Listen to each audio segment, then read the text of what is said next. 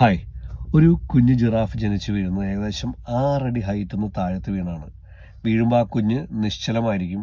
അമ്മ ജിറാഫ് എന്താ ചെയ്യണമെന്നറിയണ്ടേ? ഒറ്റ ചവിട്ടിച്ചു കൊടുക്കും. ആ കുഞ്ഞ് ദൂരെ വീഴും, പതുക്കെ എണീക്കാൻ ശ്രമിക്കും, വീണ്ടും ചവിട്ടും.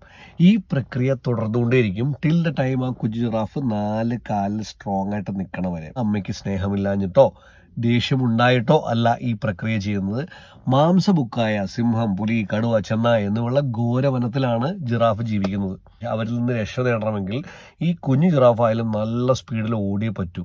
അപ്പോൾ ആ അമ്മ ഈ ബുദ്ധിമുട്ടിച്ചുകൊണ്ട് ആ കുഞ്ഞിനെ സ്ട്രെങ്തൻ ചെയ്താണ് നമ്മൾ കണ്ടത്. ഈ കഥ നിങ്ങളോട് എന്തിനു പറയുന്നു എന്ന് നിങ്ങൾ വിചാരിക്കണ്ടാവും. നമ്മളെല്ലാം ജീവിതത്തിൽ പ്രതിസന്ധികൾ വരാറുണ്ട്. സാമ്പത്തിക പ്രതിസന്ധി, അതായത് ജോലി പോയിട്ടുണ്ടാവും, ബിസിനസ് തകർച്ച, അല്ലെങ്കിൽ അസുഖങ്ങൾ, മറ്റുള്ളവരുടെ മാനസിക സമ്മർദ്ദം, ഇപ്പോൾ ഉള്ളവരുടെ തൊഴുത്തിക്കുത്ത്, അല്ലെങ്കിൽ N number of things.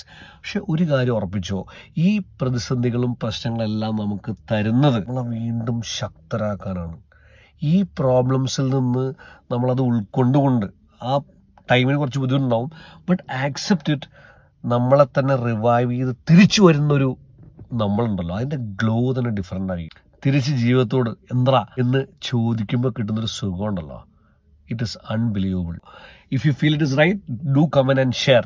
Thank you. Let good things keep on happening. All of us. I love you all.